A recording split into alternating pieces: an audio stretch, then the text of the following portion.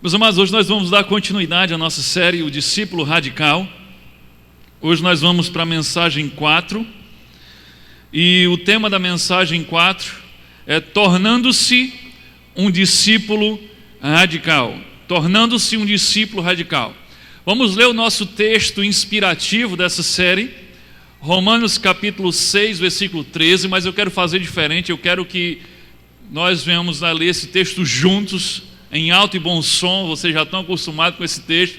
Então vamos lá?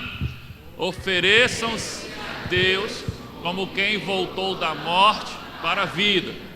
Entreguem-se completamente a Deus, para que Ele use vocês, a fim de fazer o que é direito. Amém? Então esse é o nosso texto inspirativo. E eu gostaria de orar agora por esse momento, pelo momento da mensagem. Você pode fechar seus olhos, peça misericórdia a Deus, peça por você, para Ele abrir sua mente e seu coração, peça misericórdia sobre minha vida, para que Deus me use como instrumento para te edificar, te abençoar, e que Ele não permita que os meus defeitos e as minhas imperfeições venham ser obstáculo para que você seja abençoado e edificado através dessa palavra. Deus amado, em nome de Jesus, eu quero te louvar e te agradecer por esse momento tão especial em que nós nos sentamos aqui para ouvir do Senhor a Tua palavra, a ministração vinda do Teu Espírito Santo. Deus, que eu venha diminuir, que o Senhor cresça, que a Tua palavra seja ministrada, seja tocada em cada coração, porque o Senhor já sabia de antemão quem estaria aqui nesse lugar e o que precisariam ouvir. Pai, em nome de Jesus e pelo poder e autoridade do nome de Jesus Cristo, nós repreendemos toda a ação do inimigo neste lugar.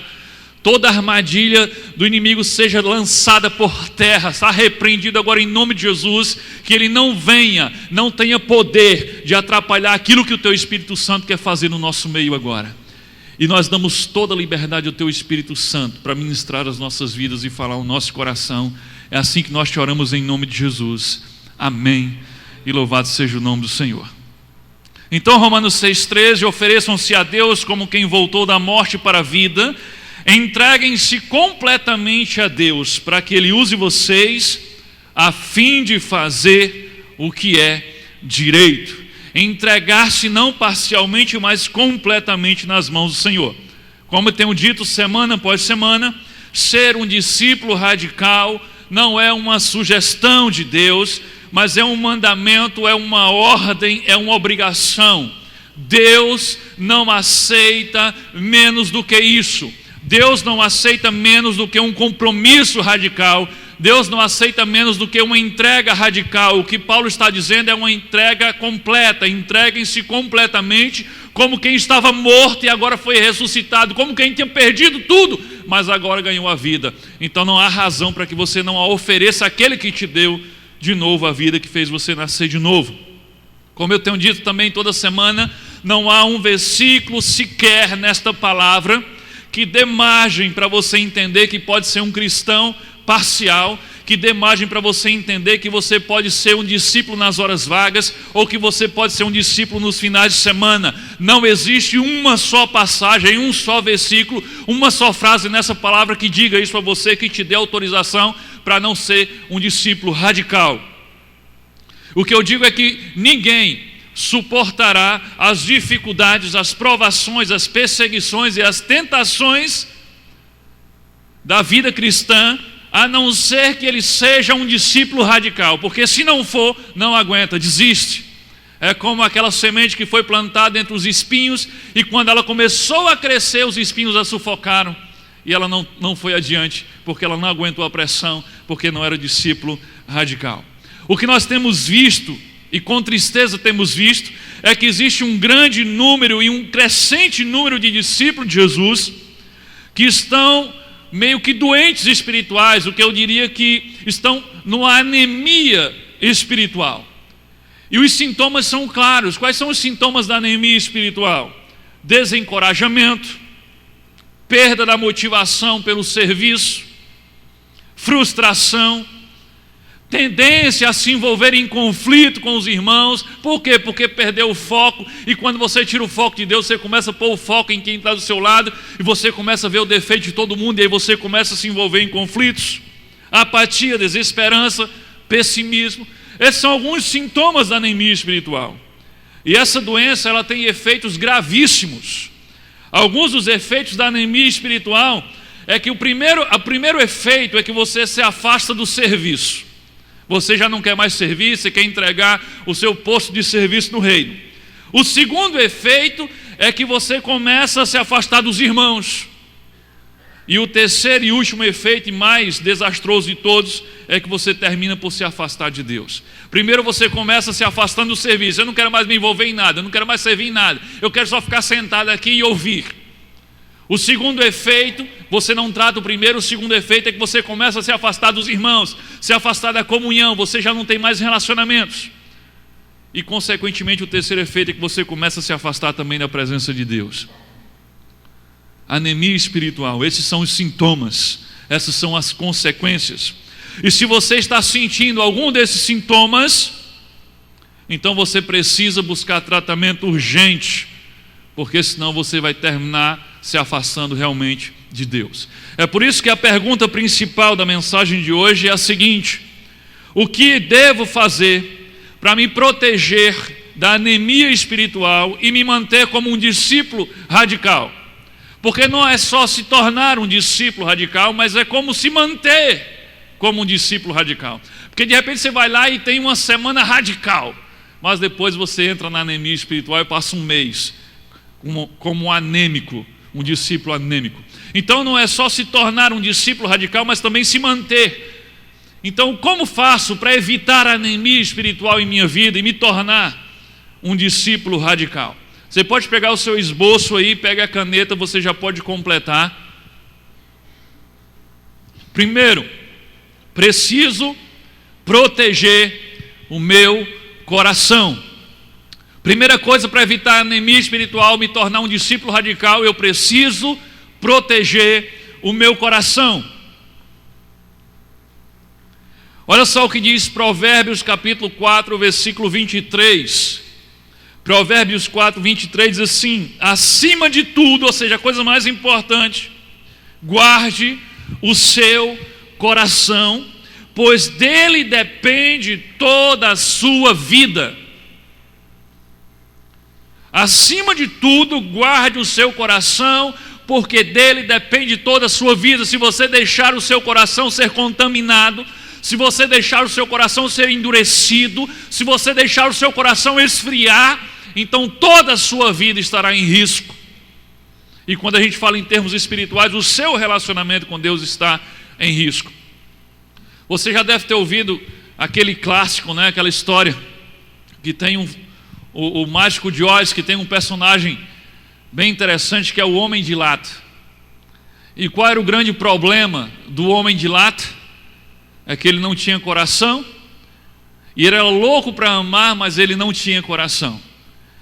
A verdade é que o inimigo, o diabo, ele trabalha incansavelmente para nos transformar em homens de lata. Ele quer acabar com o nosso coração. Ele quer endurecer, enfraquecer e esfriar o nosso coração. Porque ele sabe que na hora que isso acontecer, que na hora que, assim como o homem de lata, nós perdermos a capacidade de amar, nós perderemos a capacidade de cumprir o principal mandamento de Deus para a nossa vida. E Jesus resumiu qual era o principal mandamento. Ele disse o quê? Amar a Deus acima de todas as coisas e amar o próximo como a você mesmo. Então amar a Deus e amar as pessoas é a principal tarefa que temos aqui. Por isso que o diabo, ele ataca o nosso coração, porque na hora que ele conseguir fazer você parar de ser capaz de amar, então você para de cumprir todo o propósito de Deus para a sua vida. É por isso que o texto que nós lemos diz que acima de tudo, guarde o seu coração, porque dele depende toda a sua vida. Se você não guardar o seu coração, você vai perder a capacidade de cumprir os propósitos de Deus e os mandamentos de Deus para a sua vida. Preste atenção uma coisa: não permita que nenhum ser humano quem quer que seja. Não permita que nenhuma circunstância, não permita que nem mesmo o diabo esfrie, endureça o seu coração. Não permita que nenhum ser humano, nem circunstância, nem inimigo faça você desistir de continuar servindo, obedecendo e amando a Deus. E sabe qual é o segredo para manter um coração saudável, espiritualmente falando, batendo no ritmo do coração de Jesus? O segredo para cuidar, porque não basta só eu dizer, você tem que cuidar, não basta fazer, a principal coisa é cuidar do seu coração, mas como? A principal forma de cuidar do seu coração é ajustar o foco dos seus olhos. Entendeu isso? A principal forma de cuidar, de proteger o seu coração é ajustar o foco dos seus olhos. Tem até um ditado popular que diz: o que os olhos não vê, o coração não sente. Por outro lado, o que os seus olhos veem, o seu coração sente. Isso é verdade. Então, se você quer proteger o seu coração, ajuste o foco dos seus olhos. A saúde do seu coração depende do foco dos seus olhos. Olha só o que diz Hebreus, capítulo 11, versículo 27. Hebreus, capítulo 11, versículo 27. Diz assim: perseverou, porque via aquele que é invisível. De quem é que está falando esse texto? Apesar de estar lá no Novo Testamento, está lá em Hebreus, mas o texto está se referindo a um personagem do Antigo Testamento. Aqui está falando dos heróis da fé. E aqui o texto está se referindo a Moisés. E se você ler o contexto, você vai ver isso. E o que o escritor de Hebreus está dizendo é que Moisés perseverou, Moisés não desistiu. Por quê? Porque tinha algo diferente nos seus olhos. Porque diz que ele via aquele que é invisível. Então você percebe que a razão pela qual Moisés não foi infectado pela anemia espiritual foram os seus olhos. O foco dos seus olhos, ele via aquele que é invisível. Sabe, Moisés, ele tinha milhares, literalmente milhares e milhares de motivos para ficar desanimado. Moisés tinha milhares e milhares de motivos para desistir do seu chamado. Moisés, ele estava no deserto cercado por milhares de bebês espirituais. Ele estava no deserto cercado por milhares de pessoas ingratas, murmuradoras, desonestas, infiéis, incrédulas. Se você ler a história do povo lá em Êxodo, você vai ver isso. Dá vontade de desistir só lendo a história. Imagina o que Moisés passou lá. Mas o texto de Hebreus está dizendo, olha, a razão pela qual ele perseverou, a razão pela qual ele não desistiu, era porque ele estava vendo algo que ninguém estava vendo. A razão pela qual ele perseverou é porque ele via o invisível. E quem é esse invisível que Moisés via? Deus.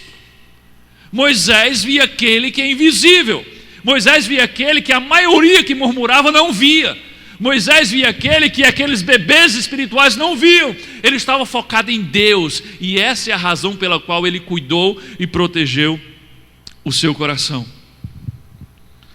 Essa é a razão pela qual ele não permitiu que o seu coração esfriasse nem endurecesse, porque os seus olhos estavam fixos em Deus e não nas pessoas problemáticas e pecadoras à sua volta. Deus era um marca-passo de Moisés. Ele manteve o coração de Moisés batendo quando ele queria desistir. Ele manteve o coração de Moisés batendo quando ele pensava que não poderia nem mais um dia sequer. Ele manteve o coração de Moisés batendo quando ele pensava que aquele chamado e aquela missão era grande demais para ele. Mas ele manteve o coração de Moisés batendo no ritmo certo, porque os olhos de Moisés estavam fixos naquele que é invisível. Ele olhava para Deus e é por isso que ele conseguiu perseverar até o fim.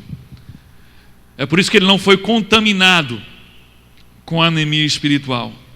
Então, se você anda desanimado, triste, magoado, então deixe Deus renovar o seu coração, deixe Deus ser o seu marca-passo, assim como foi de Moisés. Deixe Deus tirar do seu coração as partes endurecidas pela vida. Deixe Deus arrancar do seu coração as partes endurecidas pelas pessoas, pelos líderes, pelos liderados. Deixe Deus limpar o seu coração das partes endurecidas pelos pastores, pelas ovelhas. Porque, não sei se você já prestou atenção, mas nós temos uma capacidade incrível de endurecer o coração um do outro. Nós somos especialistas em endurecer o coração um do outro. Mas eu quero que você entenda que Deus, Ele é um especialista em renovar o nosso coração. É por isso que, em vez de focar em pessoas, seja lá quem for, foque em Deus. É muito mais seguro focar em Deus. Deixe Deus ser o seu marca-passo. Deus é um cardiologista experiente. Ele renovou o coração corrompido de Zaqueu. Ele renovou o coração partido de Maria Madalena. Ele renovou o coração obstinado de Saulo. Ele renovou o coração arrependido de Pedro. Ele renovou o coração confuso e desapontado de Cleopas a caminho de Emaús. E Ele também pode tocar e renovar e restaurar e reacender a chama do seu coração. Agora você precisa ajustar o foco de onde? Dos seus olhos. Para ser um discípulo radical, para continuar sendo um discípulo radical também, você precisa proteger seu coração. E a melhor forma de fazer isso é fixando os seus olhos em Deus e em ninguém mais. Em Deus. Nenhum ser humano é digno de ter o foco dos seus olhos. Então não foque em pessoas. Faça como Moisés. Foque naquele que é invisível. Foque em Deus. E aí sim você vai estar protegendo o seu coração. Amém? Segunda coisa que precisamos para evitar a anemia espiritual. Preciso cuidar do meu caráter. Você quer ser um discípulo radical, quer evitar a anemia espiritual, então você precisa cuidar também do seu caráter. Tem uma frase de Paul Washer que diz assim, na verdade é uma oração, não é só uma frase. Cristãos radicais não são as pessoas que pulam em shows. Cristãos radicais não são pessoas que usam camisas gospel. Cristãos radicais são aqueles que carregam os frutos do Espírito. O que identifica você como um cristão e como um cristão verdadeiro, radical, não é uma roupa com o nome Jesus, nem um adesivo no carro dizendo Deus é fiel. Ou então, em caso de arrebatamento, esse carro vai ficar descontrolado. Nada disso. O que identifica você como um discípulo é quando a sua vida começa a transparecer os frutos do Espírito Santo. E quais são os frutos do Espírito Santo? Lá em Gálatas fala, é amor, paciência, benignidade, bondade, fé, mansidão, domínio próprio, alegria, amor. E esses frutos estão ligados a quê? Estão ligados ao nosso caráter. À medida que Deus transforma a nossa mente, à medida que Deus transforma o nosso caráter, nós começamos a produzir os frutos de quem está cheio do Espírito Santo. Então ser cristão radical é quando você começa a exalar o perfume de Cristo. Ser cristão radical é quando você começar a demonstrar e produzir os frutos do Espírito. Isso tem a ver com a transformação do seu caráter. Você não pode demonstrar frutos do Espírito se não há uma transformação de mente, uma transformação de caráter. Caráter cristão é quando o seu comportamento e as suas decisões em todas as áreas são determinadas pela sua fé em Jesus. Isso é caráter cristão, quando o seu comportamento, suas decisões são determinadas pela sua fé em Jesus. A sua fé em Jesus determina o seu comportamento em todas as áreas da sua vida, na família, no trabalho, na escola, na igreja, ou só em algumas áreas. Cuidar do caráter é o mesmo que ter integridade espiritual. E o que é integridade? Vem de integral, de completo. Ou seja, uma fé que me molda por completo. Então, integridade espiritual é o ter coerência entre o que eu creio e o que eu vivo. Coerência entre o que eu creio e aquilo que eu vivo. Cuidar do caráter é escolher fazer sempre o que Jesus faria se estivesse no meu lugar, independente do lugar, independente da hora, independente das circunstâncias e independente do preço que eu tenho que pagar para fazer o que Jesus faria se estivesse no meu lugar. Filipenses 2,5 diz assim: tenham entre vocês o mesmo modo de agir que Cristo Jesus tinha.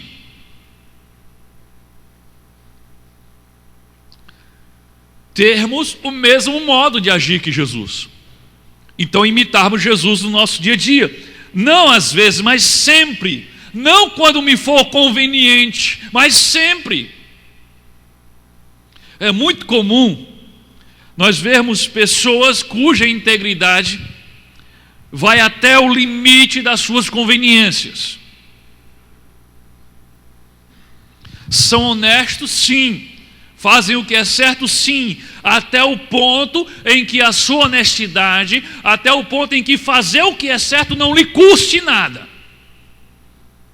Porque na hora que fazer o que é certo, na hora que ser como Cristo, na hora de dizer a verdade, isso lhe traz prejuízo, então nessa hora ele abre mão de fazer o que Jesus faria. Se a tua integridade, se a tua honestidade, se o teu caráter cristão só vai até o limite da conveniência, então não há nada de radical nisso. Não há nada de radical nisso. Qualquer um é capaz de fazer isso. Radical é você ser honesto, falar a verdade, fazer o que é certo, mesmo quando isso te coloca em apuros. Radical é você falar a verdade, ser honesto, fazer o que é certo, mesmo quando isso traz prejuízo para você, inclusive prejuízo financeiro. É você falar a verdade e fazer o que é certo, mesmo quando isso te colocar em situações constrangedoras. Aí sim, é nessa hora que o nosso caráter é testado. É quando falar a verdade me dá um prejuízo.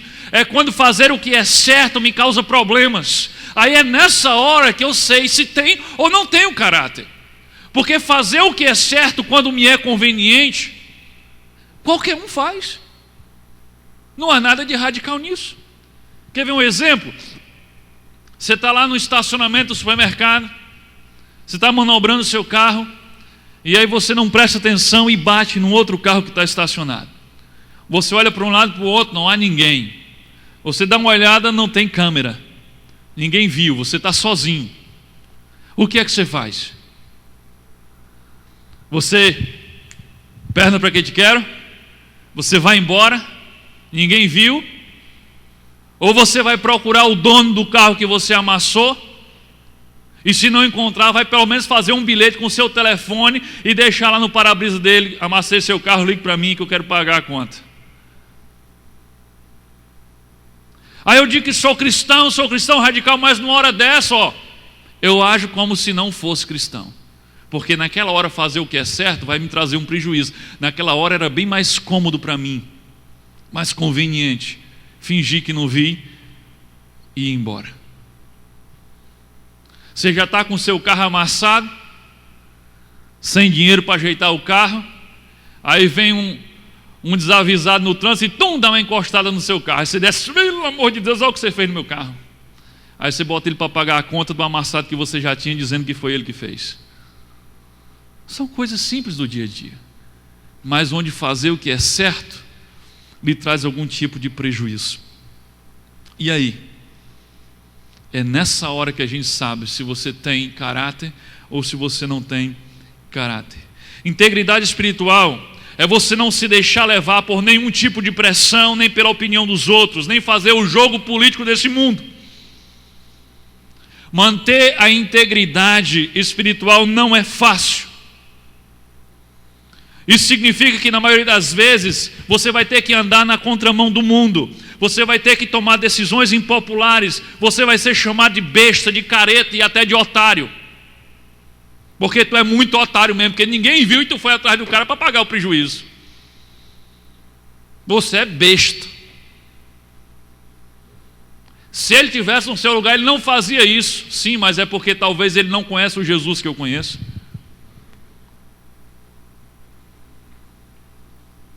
Na maioria das vezes, a integridade espiritual, ela traz perseguição, ela traz prejuízo, críticas. Não é comum a integridade trazer aplausos. O comum é que ela traga perseguição, prejuízo e críticas, porque o mundo não suportou Jesus e o perseguiu até a morte. Então você acha que o mundo vai aplaudir alguém que se pareça com ele? Jesus, quando esteve aqui na sua perfeição, ele foi perseguido até a morte. Então você que está agindo como Jesus quer receber aplausos? Esse mesmo mundo que matou Jesus vai perseguir você. E ele disse: vocês serão perseguidos por causa do meu nome. Vocês serão odiados por causa do meu nome. Então, se parecer com Jesus, não arranca aplausos. Pelo contrário, atrai perseguição. Não é fácil, é andar na contramão do sistema. O mundo não vai te incentivar. O mundo não vai te dar nenhum motivo para você ser honesto e íntegro. Pelo contrário, ele vai te dar inúmeras razões para você deixar a integridade de lado. É por isso que para ter o caráter de Cristo você precisa ser um discípulo radical. Porque se você for um discípulo meia tigela, você não vai conseguir cuidar do seu caráter nem do seu coração. Porque é um grande desafio viver o caráter cristão, ter integridade espiritual no meio do mundo corrompido e caído que nós vivemos. Ou você é discípulo radical para aguentar a pressão, ou você vai ceder à pressão. Então cuide do seu caráter, consagre ele a Cristo. Mas deixa eu dar uma boa notícia para você também, não é só pancada, né? Não são só espinhos, existe também uma recompensa, uma boa recompensa para a integridade espiritual. E eu falo recompensa aqui mesmo. E sabe qual é a recompensa para a integridade espiritual? Respeito. Respeito. As pessoas podem não gostar de você, mas mais cedo ou mais tarde elas terão que dar o braço a torcer e admitir que precisam respeitar você. 1 Pedro 2:12 fala sobre isso. Olha que interessante esse texto. 1 Pedro 2:12 diz assim: tendo o vosso viver honesto entre os gentios. Gentios são todos aqueles que não eram discípulos. Tendo o vosso viver honesto entre os gentios, para que, naquilo em que falam mal de vós, como de malfeitores, glorifiquem a Deus no dia da visitação, pelas boas obras que em vós observam.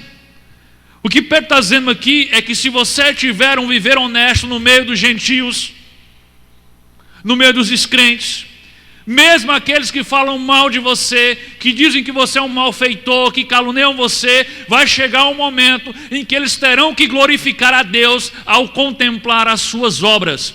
Eles vão ver o seu viver honesto e eles vão ter que dar o braço a torcer e eles vão precisar respeitar você por quem você é e pela forma como você vive, mesmo que falem mal de vocês. Mas chega uma hora que eles vão ter que se dobrar, eles vão ter que respeitar. Uma pessoa íntegra, ela leva as demais a não ter uma outra opção a não ser respeitá-la, mesmo que com raiva, mesmo que não goste. Eu lembro que, tentar dar um exemplo sem contar um milagre sem dizer o nome do santo. Mas eu lembro que, bem pouco tempo atrás, eu fiz um compromisso com uma pessoa, e esse compromisso envolvia finanças, e esse compromisso implicava que eu teria que pagar essa pessoa um valor considerado por mês durante um ano para que ela fizesse um determinado serviço. E no início foi relativamente bom, mas depois essa pessoa começou a me dar muita dor de cabeça. E ela começou a falar mal de mim, ela começou a me caluniar, ela começou a militar contra mim. E ela fez isso muitas vezes, e várias vezes, de diversas formas. Mas todo mês eu cumpria com o meu compromisso. Isso passou um ano. E enquanto ele falava mal, eu cumpria com o meu compromisso. No final de um ano, essa pessoa me procurou chorando, me pediu perdão, e algo me marcou no que ele falou. Ele disse: mesmo quando eu estava chateado, mas uma coisa eu não podia negar, é que você é um homem de caráter, e você cumpre com os seus compromissos, porque qualquer outro teria cancelado o compromisso comigo diante de tudo que eu fiz, mas você foi até o fim e cumpriu até o fim. Então isso eu tenho que admitir, você é um homem de caráter.